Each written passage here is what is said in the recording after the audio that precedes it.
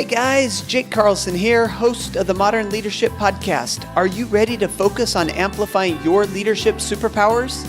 Let's go! Welcome, my friends and fellow elite achievers, to Modern Leadership. I am so excited to be with you, and guess what? Special treat. You know, I love to bring on guests that rock, folks who have been in the trenches and inspire us with their journey. I also try to think outside the box and bring on guests doing things just a little bit differently. Well, today I have a husband and wife team joining us, and I think you're really going to enjoy this episode. First, Dr. Alton Barron, MD. Alton is a board-certified orthopedic surgeon, shoulder, elbow, hand, specializing in those complex upper limb problems, including a whole bunch of things that I don't understand. He is the founder of the Musician Treatment Foundation, a nonprofit providing medical and surgical care for under and uninsured musical professionals, specifically with the shoulder, elbow, and hand problems. He's also the co-author of The Creativity Cure. And of course, Dr. Carrie Barron, MD, is the director of the Creativity for Resilience program at Dell Medical School in Austin, Texas, and a board-certified psychiatrist, psychoanalyst. In addition to The Creativity Cure, Carrie has an extensive history writing, publishing in peer-reviewed journals. She's won academic awards, given keynotes, workshops, and interviews across the country, and she maintains a blog on Psychology Today. Alton Carrie, a hand surgeon and a psychiatrist. I bet your date nights are quite fascinating. Welcome to Modern Leadership. How are you today? We're fantastic. I'm certainly fantastic. I think Carrie is too, although we're in two different cities right now, which is always a bummer, but we make do. Yeah, and Carrie, tell me a little bit. So you've got a great job that you're working with the Dell Medical School out in Texas, and of course, Alton's working out in New York City. So tell us a little bit about what you guys have going on these days, in addition to writing the book. Well, first of all, it's so great to be here, Jake. Thanks for having us on your really interesting show. Yes, so I work at Dell Medical School. My formal title is Director of Creativity for Resilience. I'm very interested in literature, humanities, the arts, and how doctors can enrich their clinical skills, their critical thought skills, by exposure and involvement in the arts. And so that's just a dream sort of task for me. And I'm working with a lot of other people to explore how we can bring this to our medical students and add it to parts of the curriculum. So that's what's going on here. Yeah, and Alton, you guys both have this, desire and drive, this passion for working with artists. I mean, we just heard from Carrie, but you also do a lot, being part of this nonprofit where you work with a lot of musicians. How did this, fascination and passion for the arts come about?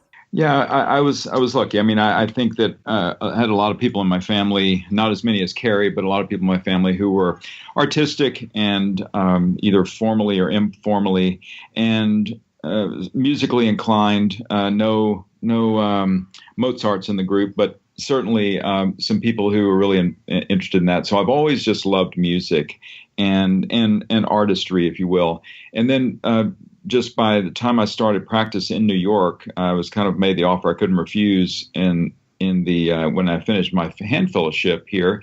And it just so happened that my mentor had taken care of the Philharmonic and Met Opera for long before I came there. And so I inherited that, and our practice inherited that. And so that's been, for 20 years in practice, that's been a huge portion of my practice as musicians. And then that's expanded for me personally into rock and roll, jazz, and blues, and everything else. So it's just really always been a passion. These people are amazing. They're intensely believing in what they do, and they're just indomitable. No matter what injuries they have, they're the best patients on the planet because they're just so desperate to get back to making music.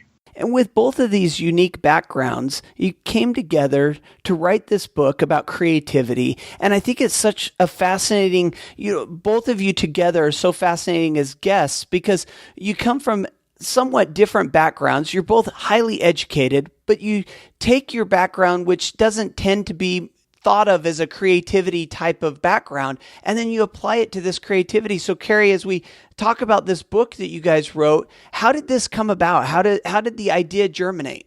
Well, it was both personal and professional for me. I was just thinking about this yesterday. You know, when I was in college, I majored in English. I knew I wanted to be a psychiatrist or a psychoanalyst, but I didn't want to do psychology because for some reason, the literature, the classic literature, Jane Austen, George Eliot, others, seemed to really speak to me and serve the kinds of questions that I had about people and life and myself in a much deeper way than things I could find in psychology. So that was just me, but that was how I felt about it.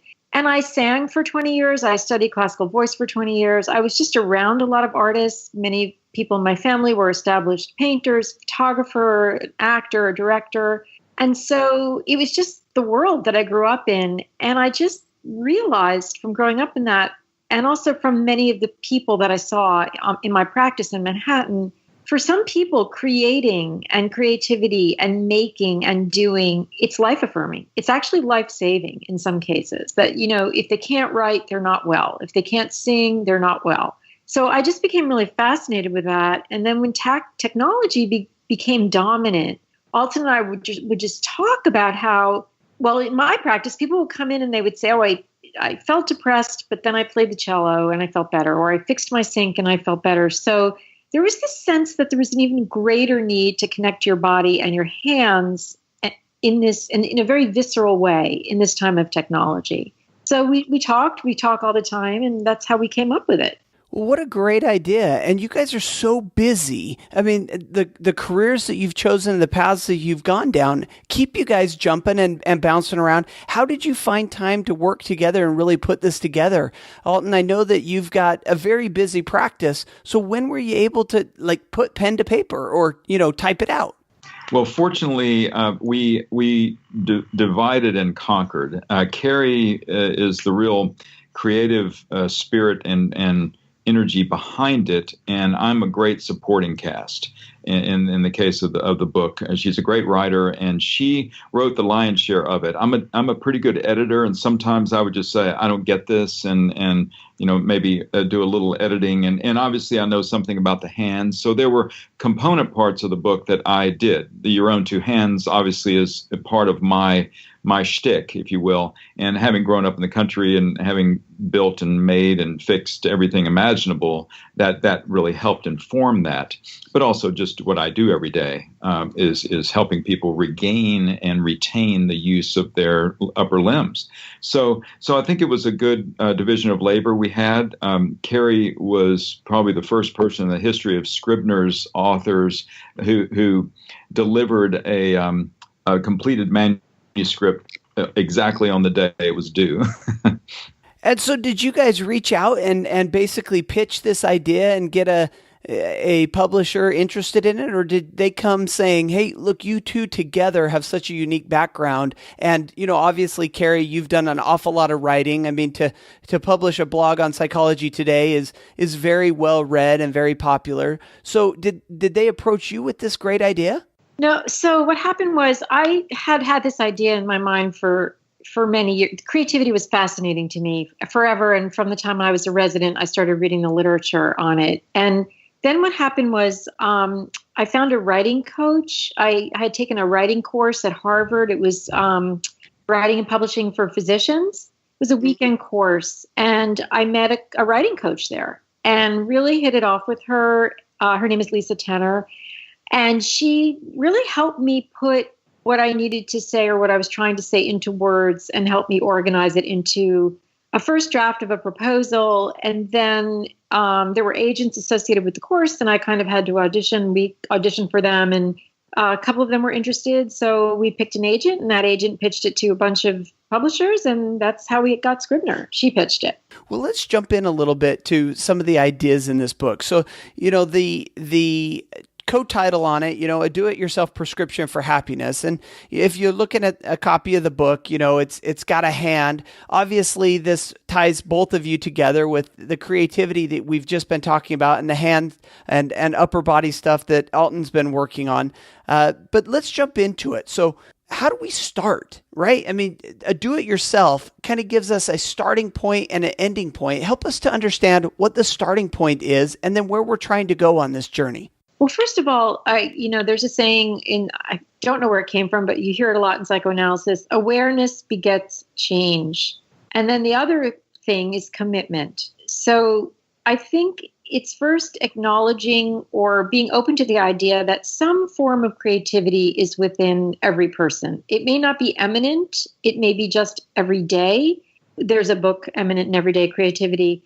So most of us are everyday, but whatever it is we do, whether it's making a soup or a garden or the beauty with which we take care of present our home or decorate our home, or making a painting or playing the guitar, whatever makes you feel vital and alive, that's the first step, is really trying to tune into that fantasy you've had, that wish you've had, that activity that you feel that you've been avoiding or you're not committing to, that really makes you feel alive. So that's the first thing. And you may have to experiment a few times and tolerate not knowing and what I call the humiliation of learning, because it's after the mastery that you really get free and creative. So we have to learn the basics of certain things. And so I would say it starts with awareness, and then the next step is trying things, and then it's committing to something and sticking it out to where you learn the skills. Now, is this part of the 5-part plan to unleash happiness? Well, I think that the 5 parts are insight, movement, mind rest, your own 2 hands, and mind shift, which is really a culmination of the other 4 that you've put together. But I think that what I would add to what Carrie said is that the insight is so critical. And I've learned so much about insight from Carrie, who has it in spades. And that is, something has to feel off. Something has to feel right. You have to have enough insight and awareness to know something is not feeling the way you want it to feel, or you're not achieving what you want to achieve, or you don't want to get up out of bed and go to work or go to whatever you're doing. Something is awry. And that's the first step, is that awareness and that acceptance of that. And then the belief that you can change that. And sometimes you need some help. And certainly this book has helped a lot of people. And I have them come in pretty regularly in my practice and tell me, this was just so great. And often they're doing it for others. They have their friendships, and one of the chapters is true human connections, which have definitely been dampened and to some degree lost in this digital world where we so much more is virtual and so much less touch and human touch is present. And so they will come in and say, it's my son or my sister or my husband and so forth. And so someone has to have the awareness, and then you have to have the insight and to know why you've come to this place. And that section of the book helps immensely with that in gaining that. And Carrie leads you that way in thinking about it. And then movement is just so critical. Movement, the physicality, we are physical beings, and we have less and less are we moving. More and more we are sitting, glued to our screens and our devices. And so movement is so necessary for our psychological well-being and our cognitive health. And so, that's how it goes. And we must embrace those ideas, and then you can follow through on in this case, the aspects of the creativity cure. And I want to ask you a little bit more, Carrie. Let's dive into this idea of this movement, because as Alton was talking about this, I was thinking to myself that it's not just the devices that are hindering movement. And what I give as an example is I love to be entertained. I love to go to the movies. I love to go to ball games where I'm sitting, watching other people participate in sports and entertain me. And I'm wondering if it's not just as a society that we've gone more digital, but also that we start now to look outside of ourselves for entertainment, where other people entertain us and we kind of watch. Have you seen that, or was there research done into that? So I think that's a really great point, and that's really, really interesting. First of all, we have passive longings. There is a need to sort of just watch and be quiet and let somebody else kind of do the work. So there is a place for that. But I agree with you that we're much less internally focused. And I think, there's despair that comes from that, depression, because when you have less time to reflect, less time to sort of tune in, you have less self-awareness or insight, And then that can lead to a sort of confusion about how to proceed in your life. It's as if you get very disconnected from yourself when you're very externally focused. And so I agree with you. I think that that can be a cause of despair. It's tricky. I mean, if you say to people unplug or, whatever, it's really hard to do that because it's taken over our lives. There's no way to really unplug. So I think, one thing I like to tell people is just stay connected to real conversations with real people in whatever way you can, because that is a way to tune into what really matters to you. Okay, so this is kind of interesting. We started this conversation talking about more, in my mind, the physical nature of activity and, actually engaging in physical activity. And as you started to talk, you kind of shifted a little bit. And what I hear you saying is that while it's important to be physical and have activities, it's also very important to stay engaged with the people that we're connecting with, communicating with, and so on. Yes. And I think physical activity can be a form of engagement. I don't mean to downplay that. It's really important for the body. I do yoga. It's very important to me to do it, or running or whatever it is. And I think people also feel alive with that. What we were trying to say with the 5-part prescription is it's a balance of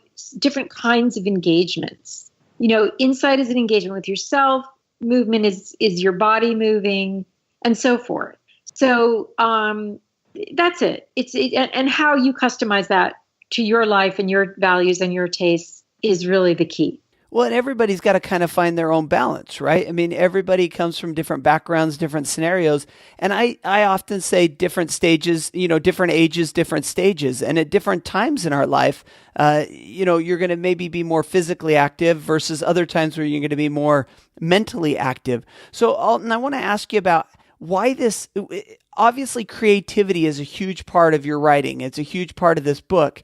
And one of the things that you talk about is how it's not just important, but it's crucial when it comes to health and success. And on this podcast, we talk a lot about success, the journey, not the destination. How is creativity tie into this? Not just tie in, but is crucial to our health and success. Yes. Well, let's split those apart. First of all, our health is fairly crucial for our success. If we wanted to see how we present ourselves to the world, there's been a lot of work done on how we present ourselves to the world. Do we have good posture? Are we physical? Are we awake? Are we alert? And all of that is enhanced by exercise. So from a purely physiologic point of view, exercise begets some degree of positive impact that we have on others that we interact with in the world. Number two, as an extension of that, is exercise does beget cognitive health, because we know that just purely we increase blood flow, we have less platelet aggregability, all those kind of physiologic things that happen to us when we exercise regularly. But then there is also the psychological component of it, and this was a big impetus for the book, given that it was an effort to try to help people, especially with mild to moderate anxiety and depression, because there are biochemical, neurological changes that occur with exercise that affect our psychological well-being as well. So we have that purely physical component. Then you add the physicality that is related to using your hands meaningfully. That is, whether it's baking a cake, whether it's gardening, or building a set of bookshelves, or painting, certainly formal art forms, and sculpture and so forth. Or playing the guitar, or doing anything that has this connection between the brain and the hands. Yes, that is crucial, and that is probably what if I do one thing, if I beat one horse to death, it's that. Because 60% of our higher cortical motor neurons in our somatosensory cortex are devoted purely to our hands. And ironically, we don't stimulate those when we're typing at a keyboard or when we are texting, but we do stimulate them dramatically when we're handwriting, or when we are using knitting, or when we are washing dishes, etc. And so if we're not stimulating the biggest part of our brain, because that's what made it grow in the first place when we were no longer Neanderthals and started making tools, our brains grew, and that's what happened. And so we must not let our higher cortices of our brains atrophy. And what this really entails, I believe, is identifying some of these activities that you can really get excited about. I mean, if you're a musician and you love to play the guitar, clearly you've got this connection between your fingers and your brain, and it's something that you enjoy doing. Not only that, you're probably driven internally to go after it. Or if you're a painter or if you're an artist of any type, it seems like you might have this internal drive. But what if you don't have, and Carrie, maybe I'll shift this your direction. I'll give you the hard ones. If you don't have this, you haven't yet identified what your internal passion as far as, music or art or some of these things. How can we create this connection between our hands and our brain if we don't know where to start? Again, it goes back to the internal life. I think that it's listening to those quiet little wispy voices. It might be daydreaming. I mean, when we were young, I think we daydreamed more because we were bored and we didn't have things to do. And that led us to some pulse, perhaps, in ourselves. So I think the other thing is that it's not about a right or wrong or what is my true passion, that kind of thing. That becomes a pressure. That becomes a form of, I don't know, I have to get the right answer. It's a striving. It's not supposed to be a striving. I think it's really just a listening to yourself. And okay, so maybe one day I heard this guy play the harp around here and it was just so moving. So I took my daughter, we went to the harp store. I don't know, I don't have time. She wasn't interested, but it's just that kind of thing. Like if you're inspired, go check it out a little bit. Maybe you'll buy a harp, it's that kind of thing. You don't know. One thing we were often asked, and still are at times, when we were really heavily on the book tour, was, exactly to your point, it was a very perspicacious question you asked, because so many people are confused. They want that. They buy into that idea, but they don't know how to get there themselves. And I think that was part of what you were asking. And in fact, one of the things that we've said is just think back, as Carrie alluded to, think back to a simpler time. Think back to something that really brought you a lot of pleasure that happened to be fairly hand-based, something. And it didn't even necessarily have to be something that you were even doing, but something that brought you intense pleasure that you were a witness to or involved in. And then see if you can resurrect that. See if you can recapture that. See if you can carve out a little bit of your day and start exploring that. There's nobody's judging you. It's about the process. It's not about the product anyway. So just start exploring it. Have some fun. And if it feels great, do it more. If it doesn't, then try something else. And as we have this conversation, I feel this rising guilt within me as a father. And just as a little bit of a backstory, we spent the last year overseas exploring different countries, and I have 3 young kids.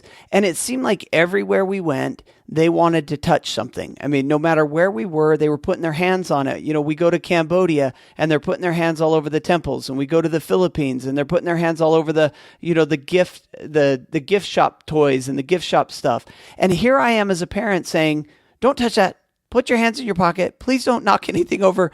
And I wonder if we're taking away, after listening to you and this connection between your hands and your brain and this power of creativity. And I wonder if we as parents start young with our kids that have this natural curiosity, this natural desire to touch things, and we kind of take it away. Did you guys talk about any of that during your research? Well, I have something to say about that. I think one of the things we do touch lightly upon in the book is this concept of self-mastery. So yes, it's great to be tactile and to touch things and to explore the world that way. It's also very important. One of the most important things a child can learn is self-mastery, and not to have immediate gratification and to be able to control impulses, because that can lead to a lot of pleasure and actually success. There was this study, the Stanford marshmallow test, it's usually referred to as that. Yeah, 1 marshmallow or 2?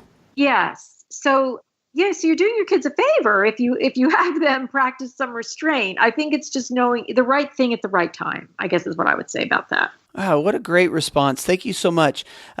Alton, I want to ask you a little bit about clutter. So I know you guys talk about it. and the power of clutter. But tell us, what is clutter and how can it be beneficial to us, or how can it hinder or help creativity? Right. Well, that is a very deep concept. Some people, there have even books written on how organizing your life is going to set you free. And on the other hand, we know that some of the busiest and most successful people ever, some of the greatest scientists and artists and so forth, were just under a mountain of clutter. Now, if you're getting to the point of hoarding, that's a different issue. Obviously, that can have ramifications in different ways. But I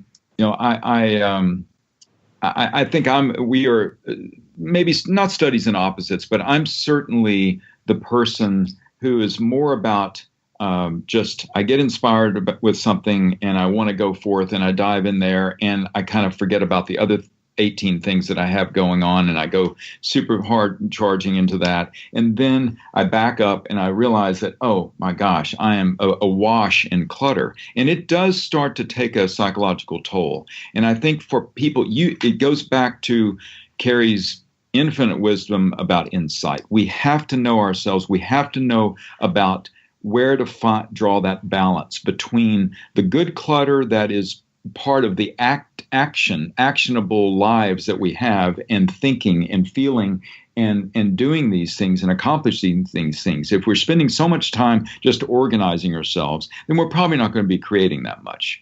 On the other hand, if we are subsumed by the clutter, then we cease to be productive, and it becomes actually a anxiety producing. And I've been there. I've been through that spectrum. And Carrie is far better, just knowing herself, and she really she's just better at knowing that. And it goes back to the insight. We must know ourselves to be able to manage that. And this was such a fascinating concept for me to bring up because, I'm the type that I can't get started on any activity until I organize, or I have a home office here and I have to put everything in its place before I can even get going. And, it stifles my creativity to see clutter. However, I work with a lot of people that they need to see the different colors. They need to see the different things in different places for them to really make different connections. And so a fascinating conversation to jump into. And Carrie, before we jump off this topic of the book, I want to give you the one last word. What's the main takeaway that you want us to really learn from this podcast, this episode, from talking to you guys? And of course, we're going to tell them to go pick up the book. But what's a main takeaway we want to leave them with? Know thyself. Know yourself. The truth will set you free. Insight. Insight is the beginning, and insight will save you. We've had this conversation quite a bit on the podcast about, maybe not using the terminology of insight, but one of the things that we've talked about a lot recently is, and you mentioned it earlier, when we're kids, we daydream. And then as we get older, we tend not to daydream quite as much. And I would make the argument that it's in these times where we allow our brains to have the opportunity to kind of reflect on who we are, on what we're trying to do, on the direction that we're going, getting clarity on where we want to end up, that really gives us the power to drive through all the responsibilities that we have on a daily basis. And so I go back and reiterate what you've just said. Know thyself. Really look internally. And I think if I was to pull out one trait of the highly successful to talk about for this episode, it would be that introspection. It would be that ability to look inside and know the direction that they're going. So I want to thank you both for coming on the show. Before we let you go, I want to shift gears and talk about my favorite section, and that is learning from leaders, where we get to know a little bit of personal to go along with this business conversation. Does that sound like a plan? Sure. Fantastic. All right, we're going to throw this first question out to Carrie, and that is the book currently on your Kindle or bedside table. What are you reading these days? Okay, well, I'm a little staccato, so I have 3 books and I skip around. One is called The Social Cure. It's about identity and groups, basically. The other one is called Poser. It's a memoir about yoga. And then the other one is called Saving Talk Therapy, because again, I'm really interested in conversation, deep connection with other people, and insight. And I think the right psychotherapy can be life-saving. So it just depends. I love those books, and I flip around. And do you find that when you're flipping around that you can get right back into it? Because I happen to be a start and finish type of book reader where I'm only doing one at a time. How is it jumping around and trying to catch back up with where you're at? Well, I used to be that way, but what happens is I get very stimulated at work, and so my mind moves around a lot. And so it depends on what's going to be the most calming, or I just trust that inner voice. Where do you want to go tonight, kind of thing. Yeah, I think what I've done is I've started to do more of my business books by audio. I have an Audible account and I download business books and I listen to them. And then I use, more of my pleasure reading in the evening right before I go to bed. I like to read a lot of fiction and, spy novels, that kind of stuff. And I like to, physically read those, although I'm more of a Kindle guy than an actual book person. So very fascinating. Next question then goes to you, Alton, and that is your leadership superpower. Well, that's interesting. So I took your 20-question quiz. I was so curious about it, and it was fantastic. I loved it. It was very fun. I had before. I think I'll tell you, your 20-question quiz came off told me I was an inspirational leader. That's what it came up with. Now, but. That wouldn't say that was my that would not be what I would have guessed as my superpower. What I think is I have a certain brand of is empathy, and I think that goes along with being a doctor and really listening to what the patient needs and tailoring your care to their needs, because there are many options when we're treating patients, and I think that is what allows me a deep concern for what they need and trying to figure that out. And Carrie and I have talked a little bit about that. So I guess I think it's probably some sort of empathy, some subset of empathy. And I think that makes you very distinct from a lot of other doctors out there who actually come across, at least stereotypically, as not having a lot of empathy, as we talk about bedside manner and these types of things. And I think it's so vitally important what you're talking about of empathy. And I would suggest that when you're working, especially with artists, I would have guessed that your inspiration must come out, because you might have to tell a baseball pitcher that he can't throw the ball for 6 to 8 weeks while his shoulder heals, or a guitarist can't pluck the guitar strings for 6 to 8 months while the fingers heal, or whatever it may be. And you've got to not just tell them what they should do, but also help them feel empowered and inspired to do the things that they need to do to reach the next level. And I think that is a testament probably to your success as a doctor. So I appreciate that, and thank you for bringing that up. Our next question then goes across to Carrie, and that is, what is your motivational philosophy quote or mantra, or something that you live by? Yes. So I love this quote. There was a conflict about whether Maya Angelou actually said it or if it was just attributed to her. But anyway, it's usually associated with the writer Maya Angelou. People will forget what you said. People will forget what you did, but people will never forget how you made them feel.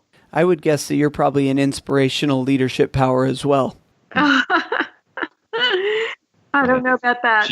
She is. She's my inspirational leader for sure. Hey, I love it. That's bonus points on the recorded podcast episode. All right, our last question then, Alton, back to you, and that is the book that you most often gift to friends, family, or colleagues. That's complicated because I go in waves, but I thought about this, and I've thought about the two books I've given most frequently over an extended period of time. And they are two. One, and it depends, as you can imagine, on the person. One is Emerson's essays, the ones, that talk about self-reliance and love and friendship and character and manners and so forth. They're timeless. And the other is, we were lucky enough to call friends Lee and Bob Woodruff, and they wrote the book In an Instant about Bob's devastating head injury in Iraq with a roadside bomb. And it is you talk about inspirational, and you talk about deep, and you talk about wrenching.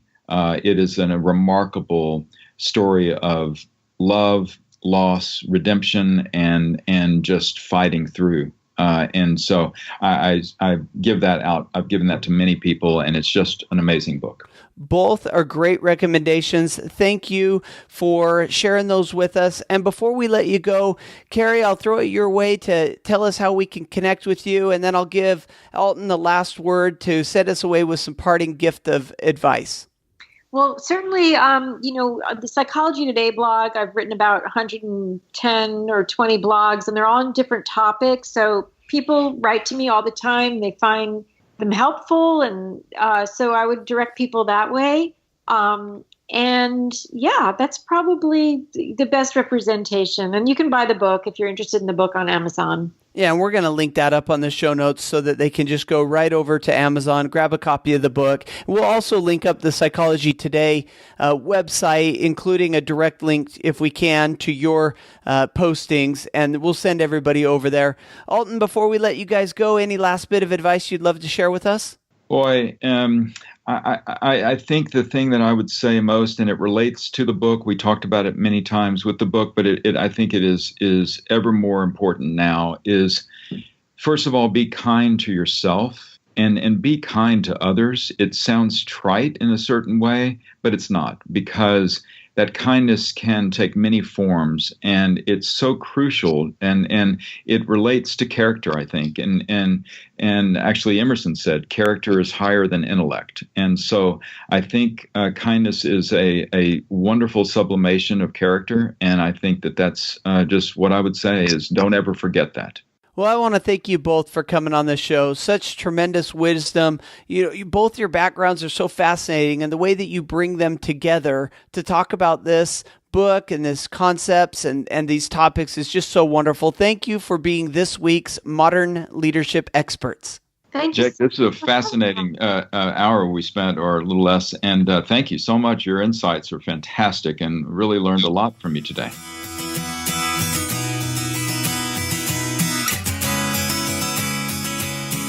All right, my friends, that was a great conversation jumping into that. Thank you to both Drs. Alton and Carrie Barron.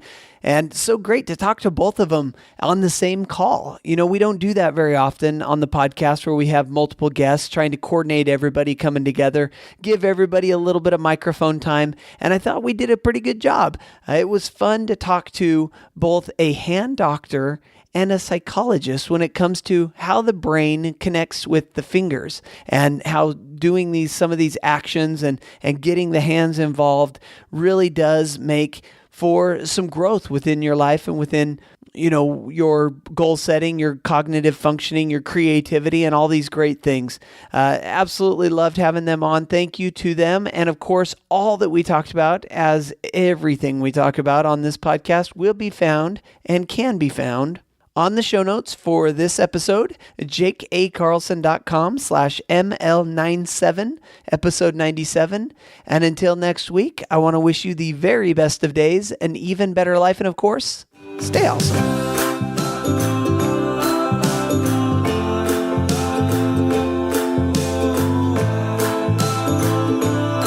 Thanks for listening to the Modern Leadership Podcast. You can find me on Facebook at Speaker Jake, on Twitter at Jake A. Carlson, and of course the website, jakeacarlson.com. See you there.